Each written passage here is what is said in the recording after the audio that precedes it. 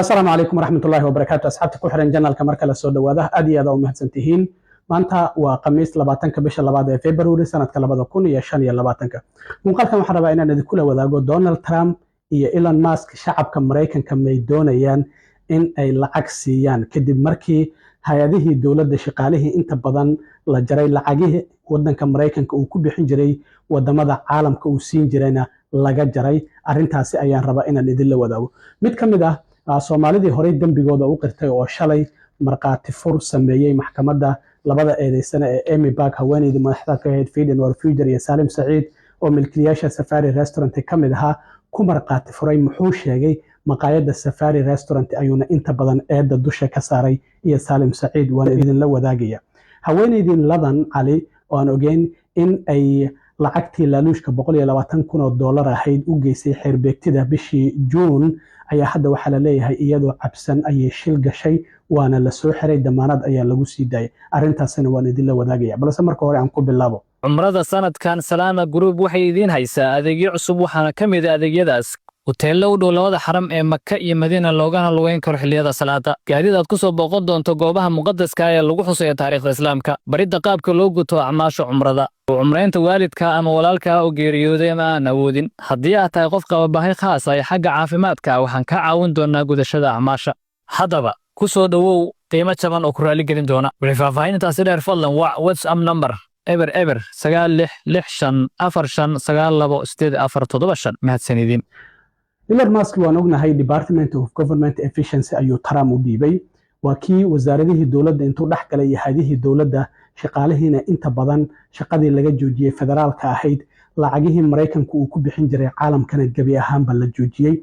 Marka Elon Musk waxa uu leeyahay Department of Government Efficiency ama DOGE hadda waxa ay save gareeyeen lacag gaaraysa 55 bilyan meelaha qaar 8 bilyan ayaa la leeyahay meelaha qaar 8 milyan ayaa la leeyahay. Marka lacag fara badan ayaa kullay uu save gareeyay sidaa darteed waxa uu soo jeediyay in qof shacabka Mareykanka qoys kasta $5,000 la siiyo. Arrintaasi waa uu ka dhawaajiyay Trump oo isaguna shalay ka hadlayay shir dhinaca maalgashiga oo Sacuudigu ay soo qaban qaabiyeen oo ka dhacay Miami, Florida. Shirkaasi oo FII Priority Summit la yiraahdo ayaa waxa uu sheegay in lacagtaasi la badbaadiyay oo shacabka dawladda Mareykanku ay save gareysay loo baahan yahay 20% in shacabka Mareykanka la siiyo. Trump ayaa arrintaasi dhahaya 20% wuxuu yiri deynta Mareykanka lagu leeyahay ayaan ku gudaynaa. Marka Trump oo arrimahaasi shalay ka hadlayay shirka waxa uu yiri which is now really waging war on government waste, fraud and abuse, and they're curbing inflation and saving taxpayers billions and billions of dollars every single day. And there's even under consideration a new concept where we give 20% of the DOGE savings to American citizens and 20% goes to paying down debt, because the numbers are incredible, Elon. So many billions of dollars, billions, hundreds of billions, and we're thinking about giving 20% back to the American citizens and 20% marka sida muuqata Trump iyo Elon Musk oo labaduba la hadlay Fox News laba maalin ka hor oo si wada jira ula hadlay ayaa waxa ay leeyihiin lacag fara badan oo dawladda Mareykanka bilaa micno ay ku bixin jirtay ayaan hadda badbaadinay. Sidaa darteed waa in shacabka Mareykanka dib loogu celiyo oo shacabka Mareykanka lacagtaasi la siiya. Waan arki doonaa xilliga lacagtaasi imaanaysa qaabka lagu bixinayo ma intaas ay noqon doontaa 5,000 oo Elon Musk uu sheegay ma ka yaraan doontaa ma ka badnaan doontaa. Arrimahaasina sidoo kale wayna arki doonaa haddii aan la idmo. dhinaca kale dacwadda Minneapolis maxkamadda uga socota haweeneydii Amy Bark ee madaxda ka ahayd Feed and Future iyo Salim Saeed oo sidoo kalena maqaayadda Safari Restaurant milkiilayaasheeda ka mid ahaa ayaa shalay waxa ay gashay toddobaadkii labaad ayay socotaa. Marka Sharmaarka Jaamac oo 37 jir ah ayaa shalay marqaati fur sameeyay isaga dambigiis waxa uu qirtay bishii January. Sharmaarka Jaamac waxa uu eedda dusha ka saaray Salim Saeed iyo maqaayadda Safari iyo waliba Feed and Future oo yiri arrintan ayaga ayaa lugaha ii geliyay isla markaana waxa uu sheegay sidii ay wax u jireen. Waxa uu yiri Sharmaarka Jaamac arrintan waxa aan bilaabay ayuu yiri sanadkii 2020 bishii October maqaayad yar ayuu waxa uu ku lahaa Rochester, Minnesota oo la yiraahdo Bravo Restaurant. Waxana uu sheegay in dhammaanba cuntooyinkaasi uu soo sheegayay in caruurtaasi uu siiyay ay waxba kama jiraan ahaayeen. waxa uu sheegay in maqaayadda Safari Restaurant ay door weyn ku lahayd ka qayb qaadashadiisa barnaamijkan islamarkaana ay bareen wax kasta oo ku aadan sida barnaamijkan loo wadayo. Sharmaarke waxa uu xeerbeegtida u sheegay in maqaayadiisa Bravo Restaurant ayna lacagta ay barnaamijkaasi ka heshay ay u bilaabatay sanadkii 2020. Sharmaarke waxa uu sidoo kale sheegay in cuntooyinka ay soo sheegayeen bil kasta ay maqaayadda Safari Restaurant ay u yeerinaysay. Waxaana uu sheegay in Saalim Saciid uu u tilmaamayay sida uu wax u sameynayay. Saalim Saciid oo isagu eedeysanaha dacwadan ay ku socoto ayaa waxa uu xaqiijiyay in wax kasta uu sameynayay isagu uu u tilmaamayay. Waxa uu xaqiijiyay in Bravo Restaurant ay cunto fara badan inay iibsatay laga dhigayay. Mararka qaar waxaa soo baxday in caano 12 kun oo gaalon oo ilaa iyo 56 kun oo dollar jooga in ay jireen. Sharmaarke ayaa lacagtaasi uu ka helay cuntadii loogu talagalay caruurta. Waxa uu 2 guri uga iibsaday magaalooyinka mataanaha ee Twin City, Minneapolis iyo St. Paul. Guri waxa uu ka iibsaday Rochester, guri kalena waxa uu ka iibsaday Turkiga sida uu ku marqaati furay maalnimadii shalay ahayd. waxa uu yiri Sharmaarke markii arrintan uu maqlay waxaan u soo drive gareeyay yiri Rochester iyo Minnesota, Rochester iyo Minneapolis waxay isku jiraan hal saac sida aan filayo. gaarigii aan soo qaatay xafiiska waxaan tigu yiri in feeding our future xilligaasi coronavirus ayaa jiray waa uu xirnaa number iridda ku dhaganaa waraaq ayaan wacay ayuu yiri waxaana la ii tilmaamay inaan tago maqaayadda Safari Restaurant.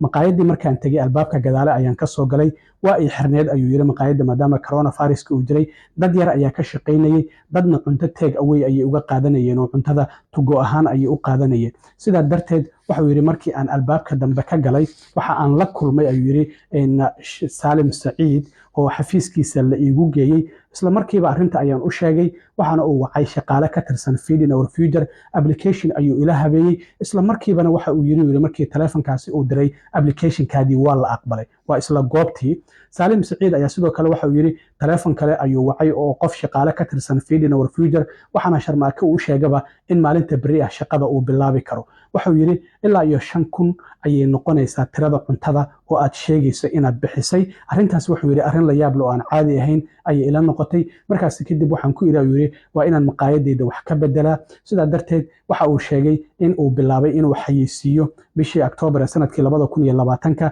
maadaama Rochester ay maqaayadu ku tiilay iskuulada public ah waalidiintii ayaan waxaan ku niro cunto free ah ayaa jirta ee hal yimaado. marka waxa uu yiri cuntada aan bixinaynay iyo mid aan soo sheegaynay farqi weyn ayaa u dhaxeeya ayuu yiri. waxa uu sheegay jeegiisii u horeeyay inuu ka helay Feeding Our Future oo in ka badan $530,000 ahayd bishii December sanadkii 2022 October ayuuna bilaabay sida uu sheegayo.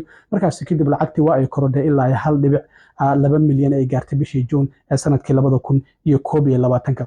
waxaa sidoo kale Sharmaarke la weydiiyay arrintii talaadadii dhacday oo ahayd qof ehel ah Saalim Saciid inuu maxkamadda gudaheeda ugu yeeray oo uu yiri hay'ad wada hadli karnaa bal musqusha nagee. arrintaas wuxuu yiri sidoo kale arrin la yaab leh ayay la noqotay waana iska dhiga tire ayuu yiri. waxaana la weydiiyay sidoo kalena arrintaasi ma jirtay waa jirtay ayuu yiri oo waa uu qiray laakiin garsoore Nancy Brassel wax tallaabo ah ma aysan ka qaadin dadkaasi laakiin sharciyo cusub ayay soo rogtay oo waxa ay tiri dadka dacwadda ku socota maahane dadka eedeysanayaasha kale ah maxkamadda gabi ahaanba dabaqa 13aad oo ay ka socoto ma imaan karaan. haddii ay imaanayaan 24 saac ka hor waa inay soo sheegaan si qayb kale loogu diyaariyo oo overflow maxkamadda aan qayb ka ahayn qol kale haddii ay doonayaan inay dhageystaan ay imaanayaan. arrintaas ayaa wax laga bedelay ciidamada Marshallskana waxa la dhigay albaabka hore ee maxkamadda si ay ammaanka u sugaan maadaama arrintaasi ay soo baxday. marka ninkii Sharmaarke waxa uu si gaar ah farta ugu fiiqay maqaayadda Safari Feeding Our Future iyo waliba Saalim Saciid uu yiri arrintan ayaga ayaa ii tilmaamayay waxa aan sameynayay wax kastana iyaga ayaa igu amrayay. sidaa darteed ayaa marqaati furkaasi uu ku sameeyay maxkamaddu maanta oo Khamiis iyo bari Jimcaha waa sii socon doontaa toddobaadkii labaad ayaa la filayaa Jimcaha inuu soo gabagoobo. dhinaca kale haweeneydii Ladan Cali oo 32 jirka ahayd oo bishii June inta siyaal ka timid lacagtii $120,000 u geysay xirbeegtida ayaa Minnesota ay joogtay dambigeeda ayay qiratay waa lala socday dhaqdhaqaaqeeda. waxa la leeyahay galabnimadii Jimcaha 5:15 ayaa waxa la leeyahay iyadoo gaari wata oo cabsanay shil gashay waxa waxayna shilkaasi ku gashay highway 55 gaari kale ayay gadaal uga dhacday labadii gaariga ay ku dhacday keediiba wadada ayay ka baxeen markaas kadib waxa ay diiday inay gaarigeeda ka soo baxdo daaqada passengerka midda iyadu gaariga ay ka wada maahna midda passengerka oo furan ayay iska dhaqaaqday boolis ayaa waxa uu ku joojiyey highway 62 ama highway 62 iyo waliba highway 77 waxaana la sheegay waliba airbageeda in uu soo baxay sida darteed markii uu boolisku istaajiyey neefteeda ayuu wuxuu ka dareemay in qamri uu ka soo urayay sida darteed bahal waxaa jirta qofka afka loo geliyo oo lagu ogaado inta ay la eg tahay qamriga uu soo cabay Minnesota sida sharciga waa 0.8 la ogol yahay 3 jeer ayay ka badneed ayaa la leeyahay inta la ogol yahay oo sharciga Minnesota uu ogol yahay sida darteed waa la xiray xitaa waxa uu leeyahay booliska markii uu xiray kadib uu xabsiga u sii waday waa ay qaylinaysay xitaa ayna jeebooyinkii ku xirnay isku dayaysay inay iska furto sida darteed xabsiga markii la geeyay talaadadii ayaa 12,000 oo damaanada lagu soo daayay maadaama qofkan qof horay maxkamadii ugu socotay ahayd in xukunkeedana garsoore gacanteeda uu ku jiray hadda waxa la leeyahay mar kale ayaa maxkamad loo ballamin doonaa maadaama in arinteedii sii deynta ay xadgudub ku sameysay qofku markuu sidaan oo kale maxkamadii si shuruudah lagu sii daayo maadaama dambigeeda ay qiratay waxa la yiri Minnesota kama bixi kartid waxana arintaas maadaama ay ku xadgudubtay hadda maxkamad ayaa laga wici doonaa damaanad ayaana lagu soo daayay hadda iyadoo cabsanaya shil gashay ayaa la leeyahay oo la soo qabtay aad iyo aad u mahadsantiin asxaabta intaan mar kale kulmi doono waa saaxiibkiin cilmi waaro idin la sida iyo nabadgelyo